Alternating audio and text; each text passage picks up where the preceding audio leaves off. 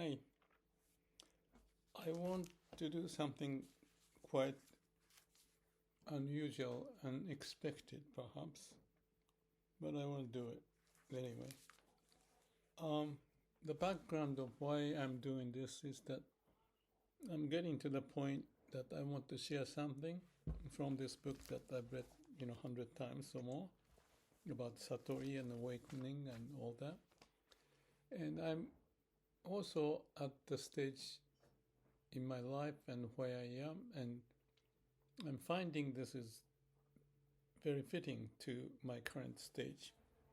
But the discussion that I'm going to go into is going to be very difficult because I'm talking something about something that you cannot talk about. That's basically what it says in here. And maybe that's the reason why I was interested in this.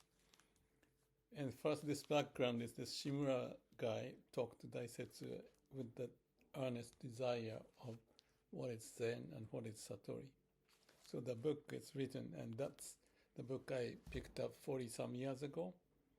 And instead of Daisetz's book, I like this book because it's not top-down, but the guy who is trying to figure out what to do to learn about Zen and Satori and address the issues to go over the problem that may come with the suffering in life. So that attracted me. Not Daisetz, he's just above the cloud, and this guy is kind of connecting to the guy above the cloud. And also Okamura-san, Mihoko-san, I met and talked over the phone, and I wrote down the conversation back and forth because she's the one close to Daisetsu.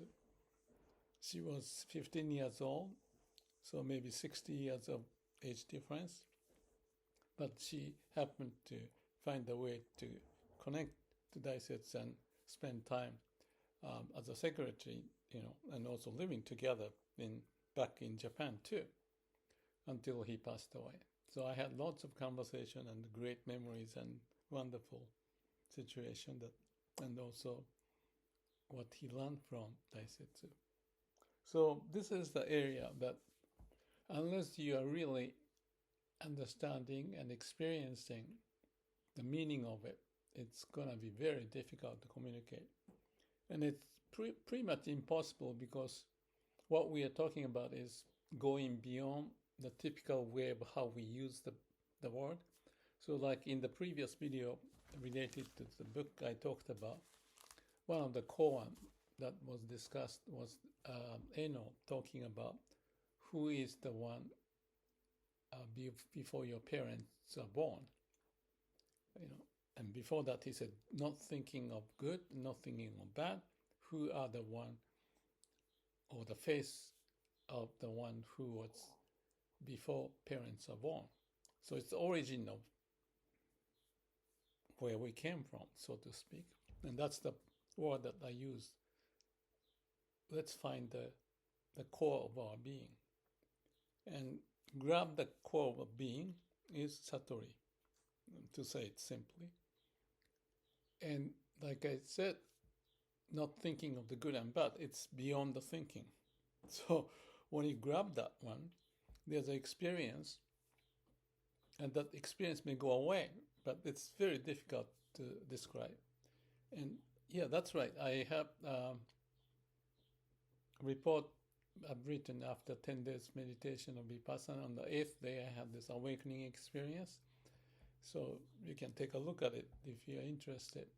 But it may not give you something that you may understand in your mind, because it's the experience. So what's the point of it? Because we use the brain and mind and we use word, and that's how we live. So what are you talking about? Something you cannot talk about. So that's already a big barrier. But one way to approach this is that Zen can be seen, or any of the spiritual teaching may communicate the point of how we can be wiser and more compassionate, including ourselves, to be happy with who we are. So that's the background, but the experience itself, I can talk about it. it's fascinating, but it's not it. You cannot talk about it actually, or to communicate that. So, with that having spent 5 minutes already, let me work out something here. So, Shimura in his book is talking about Satori, and he said it's some word that seem to understandable but may not be, and there's no such thing. And Daisetz says this is before the objectivity and subjectivity happens. Therefore, it's before the division takes place. It's absolute state. Very primitive sounds kind of thing, but that's connecting the who are the one, the face of your parents' born, source of creativity. My terminology to explain that is the law of universe, because that's the origin of it, and that's understandable. And the guy named Nakayama and I have talked about this, and we communicate in that process that he called it X, because unknown. But to grab that is Satori. So Eastern approach of this religion is starting from there. And therefore, Shimura says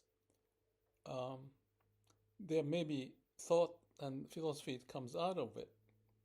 So he asked the question, and the response to that is that related to the starting point of this beginning of the source of the wisdom and compassion is there, and the Confucianism, Taoism, Buddhism all came from that, and that was confirming that Shimura to Daisetsu, and Daisetsu responded back that Christianity came from there too. Shimura doubted his ears, so asked, the Christianity came from there. And Daisetsu answered, yes, it comes from there. There's no difference. Everything comes out from there. But the foothold is different. Whether you have the foothold before the objective or subjective division happens or after that division happens, there's the difference. And the Shimura says, if that's the case, Western approach is as if to start from where you have the foothold, and Eastern approach is from before the foothold. And Daisetsu says, yes, you can say as it's the foothold without the football. Foothold. See, that's the, again, paradoxical statement. And the Shimura says, if you say that football without football, and if you use the human language for that, that corresponds to Satori, is it? And Daisetsu says, yes, that's Satori. But in Zen, it's too late to say it's Satori. So it's before expression. And the Shimura says, because you say you got it, and then you're not getting it, Satori. So therefore, you don't say anything. And Daisetsu says, so that's right, not saying anything. But if we don't say anything, therefore we say something. So there's a story following, and there's a subtitle of this is the Sutra without words. So Shimura reminded of the story of, I think you call it Monkey King. And in there, the story that the Monkey King was talking to Buddha. This is kind of a imaginary story. And he said he's upset. We came all the way from China to come and see you. But you say you would give us the sutra to describe that. But your disciple, Ananda and Kasho, gave us the sutra, but that sutra didn't have anything. Nothing is written. So what's the use of it? And Buddha answers that, don't be upset. And Buddha smiled and responded, to tell the truth, such sutra without any word is the true sutra. But since Chinese people may be quite not ready to understand or believe it, I understand that. So we may have to give a sutra with some words on it. So that's the story. So Shimura continuing with that story, that even if we are a little better than the Monkey King, we won't have someone to tell us that story. But Daisetsu says we say something because if we don't say anything, people won't get it. So we say something. But as soon as we say something, it's the beginning of the error. So if you say anything, it is to divide things, like subjective and objective, or you and me. So if we had to use word and logic to divide, which you cannot be divided, then it would be the start of the problem.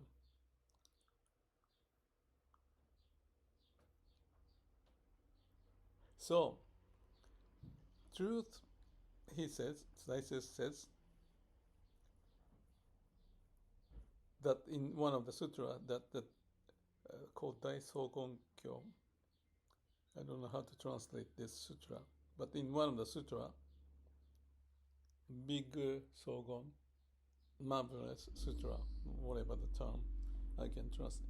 So in that it says, truth has been never talked from Buddha, was never described by Buddha, because the truth has to be realized by each person. So that's what it says in the sutra. And the Shimura points that after that, what's something that we can look into here is that if you look at Platon in English, the seventh correspondence, there's something similar to that discussion. It says the following: as far as I can think, and this is Plato, that's the English term, Plato's talking, as much as of what I think, if people understand that or know that cannot happen,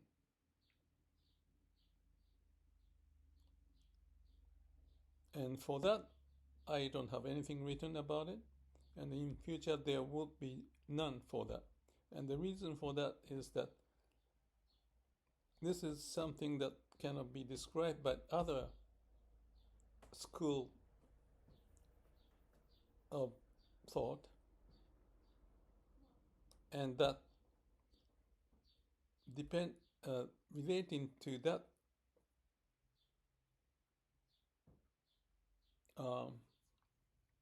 subject, it has to be done by having a long-term relationship with the teacher and disciple and working together. And from that state of relationship, all of a sudden can pop up as if the spark or the light can be discovered within the soul, and from that each person can nurture himself, live with that self. So Shimura says, these words by Plato is exactly what the Zen saying is, which is don't use words, communicate with resonance, intuition. But not using words is not to be denied. And there are a bunch of those sayings from various teachers in Zen and others, and that it is not to deny the logic at all areas. So both Zen or Plato are not denying the logic, logos, but to deny that logic is everything.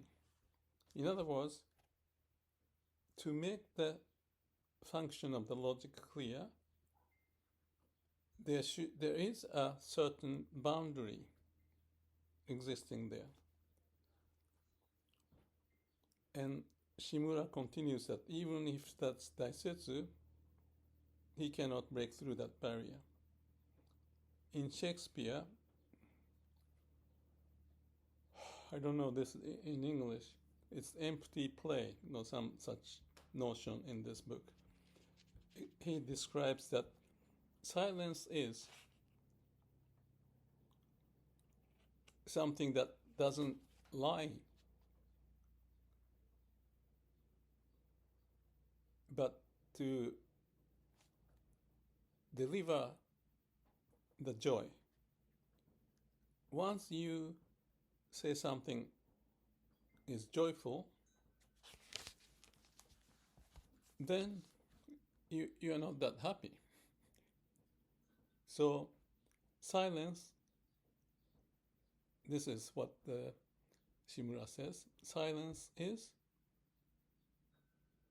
could be that the best wisdom that human can have. As soon as we say something, it's the beginning of the confusion. That's the story. But if that's the end of his relationship with Daisetsu, I guess I'm interpreting that he says if Daisetsu doesn't say anything, there's no way of trying to access. So even if that could cause some potential error, I want Daisetsu to say something. If there's no direct way to explain it, how about episode or anything that can do that? Lao Tzu in Taoism says, those who know doesn't say. If you say, those who say doesn't know. In principle, that may be the case, but depending on the situation, the one who knows need to be the person who can share the idea. So that's the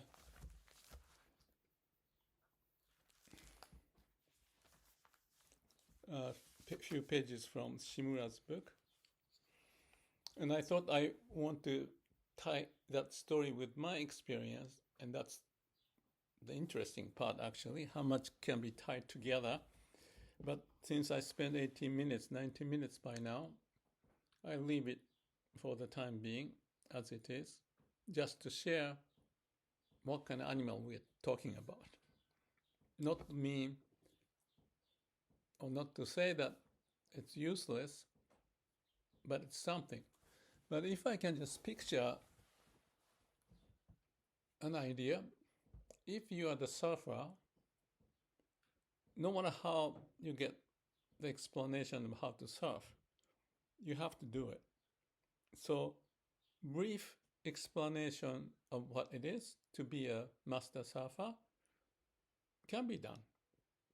The same thing. The word may not describe all the specifics depending upon each person's structure, the muscle, weight, all that stuff, and the sensory mechanism.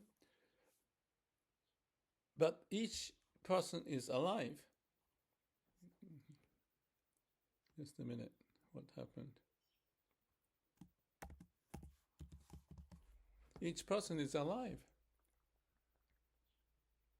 And that aliveness and that state of living or suffering in this case can be replicated by the one who may spend time, study, work together, and so on and so forth. If you divide the actual situation of suffering into some pieces and writing the report of words and logic, you can do it. But without watching the video or actually relating to that person, that's the way I would look at it. When I came to New Zealand, I actually found by accident, but with luck, one of the master fly fishermen, Les Hills. And someone arranged so that he took me like a little disciple for what reason. And the way I approached is that I want to walk with him, which I did, and how he fish or how he identify where to go and how to find the fish. So I was trying to understand how to breathe, how he's breathing, and which way he's looking at, and all that stuff. I want to identify me with him. I did the same thing with the surfing. Both of them, I'm not the master, but in principle, intuitively, that's the way I approach. Actually, when I talked with Mr. Taichi Ono from Toyota, who is known as the father of Toyota production system, I did the same thing. And second time I met him, I wanted to walk with him the shop floor to get the sense of what takes place. So it's kind of like an apprenticeship, in this case. But something of that nature that you cannot describe by the words, but can be intuitive, that we may get it. And if I had this awakening, which I believe I had on the 8th day of Vipassana, there's some accumulation of preparation to that, and cracking that door open can be made possible. But that's not the end of it. It's just opening one door, and there may be many, many more doors. I don't mean to discourage anyone by saying that it took 40-some years to be able to say something about it after reading this book 100 times. I don't want to discourage anyone, because I may be just, retard, slow now learner anyway. But to go beyond the confinement of the mind, that this is everything, dividing this and connecting this, and if I do this, this happens. We all do that. But behind that unknown is what I often call the core of our being, making us to be alive. And if we grab that and identify ourselves with that, let's call that, you don't have to call anything, but if you call that the Satori awakening, maybe that awakening is just one instance of connection. But what I want to say is that in Samadhi, you have that connection. From my experience, I can say that. So maybe in the next video or any other video, I may have already talked about it, but let's see if I can communicate from my point of view. Thank you.